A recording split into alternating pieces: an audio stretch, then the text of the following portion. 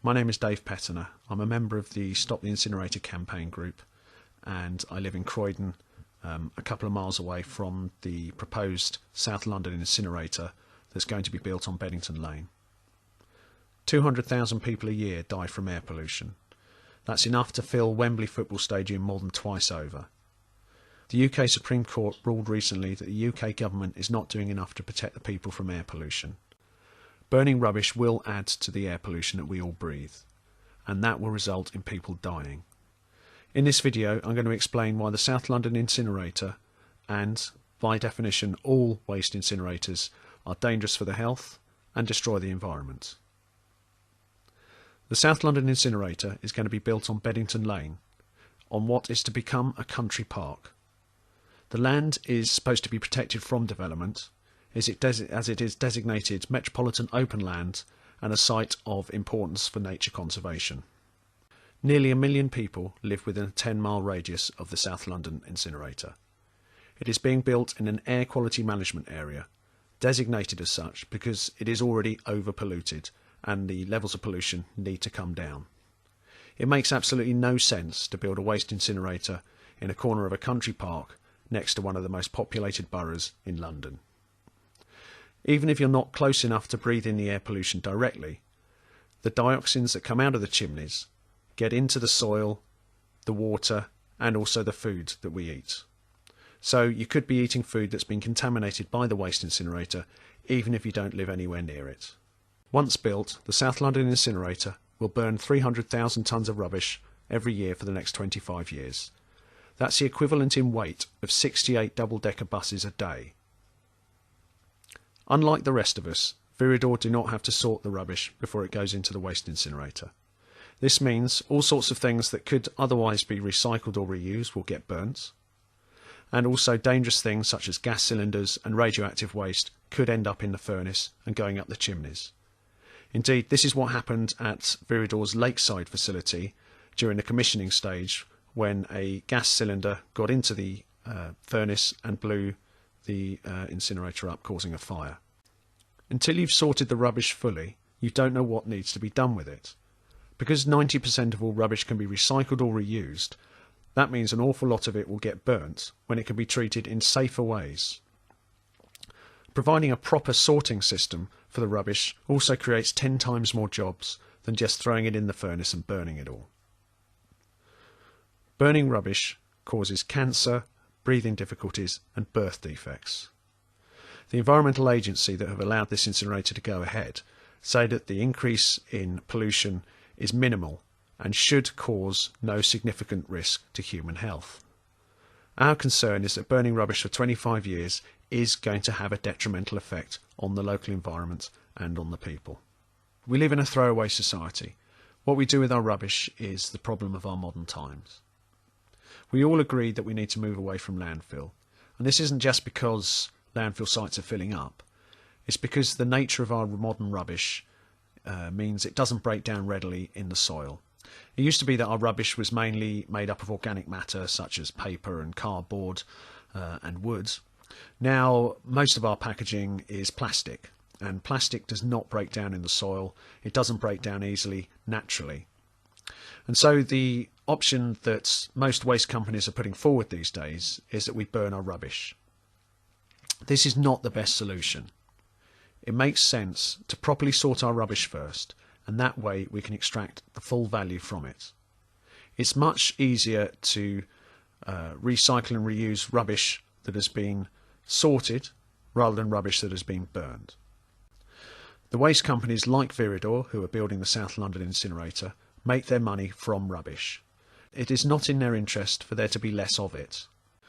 They make twice as much money from throwing it all in and burning it than they do from treating it through other ways such as in-vessel composting or anaerobic digestion. To maximise their profit, Viridor are tying the local council into a fixed baseload 25-year contract. This means no matter how much we reduce our rubbish or increase our recycling, we will have to send Viridor a set amount of rubbish for the next 25 years. This is a massive disincentive to reducing waste and increasing recycling.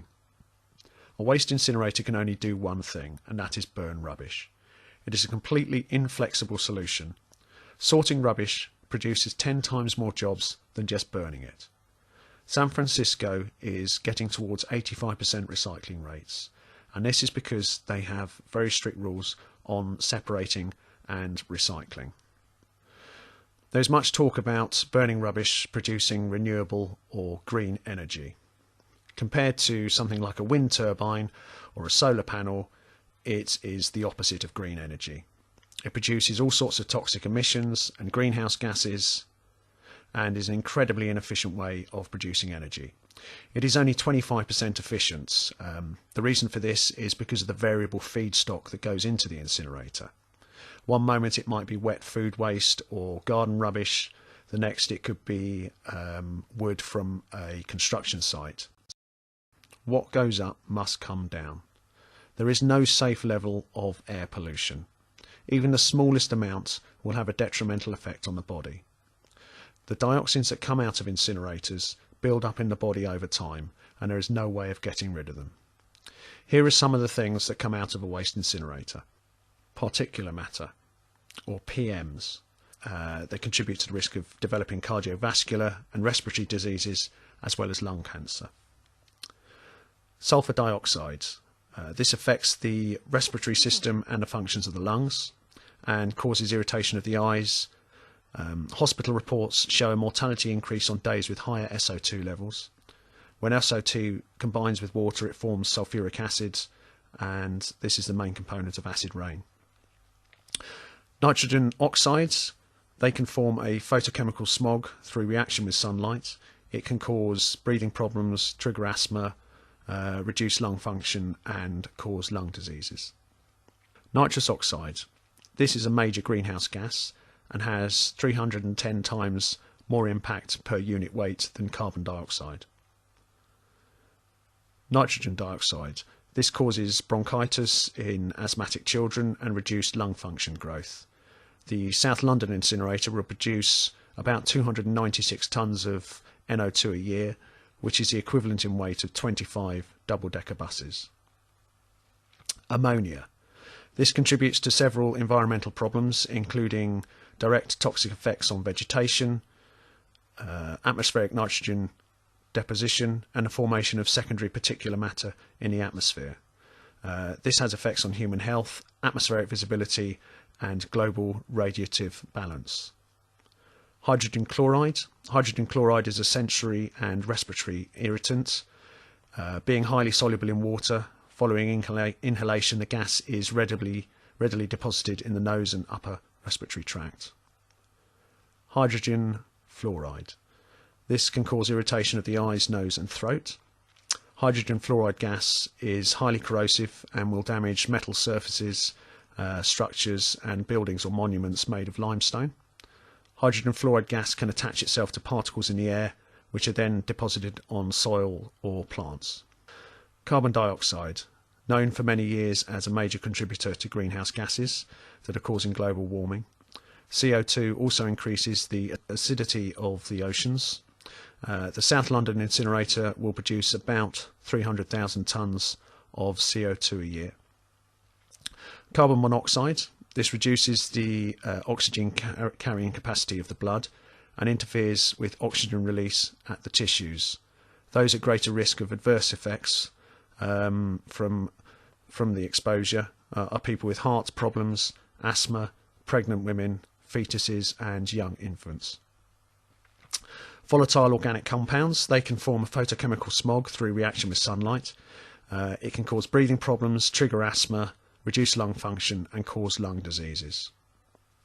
And finally, ash. Apart from the chimney emissions, over 25% of the rubbish that goes in comes out the other end as ash that has to be taken elsewhere for further treatments. About 10,000 tonnes of ash a year is considered hazardous waste, and for the South London Incinerator it will be driven about 285 kilometres up to a specialist landfill site in Gloucestershire. So what happens if the South London Incinerator breaches emission limits? Well, there are obviously no safe levels of pollution. There are no safe incinerators. But the South London Incinerator is allowed to breach emission levels for up to 4 hours at a time before it automatically shuts down. So there's nothing to stop it from breaching emission levels for 3 hours 59 minutes at a time on a number of occasions throughout the day. Indeed, this happens at many incinerators. There was one in Dumfries that breached emission levels over 200 times between 2009 and July 2013 when it burnt down. We should be moving towards a zero waste strategy. The waste hierarchy is not being implemented by most councils up and down the country. They are being influenced by the waste companies that are coming along and are offering the most cost-effective option for them, which is to just throw it all in and burn it. But this is not the best option for the local community or for the country as a whole.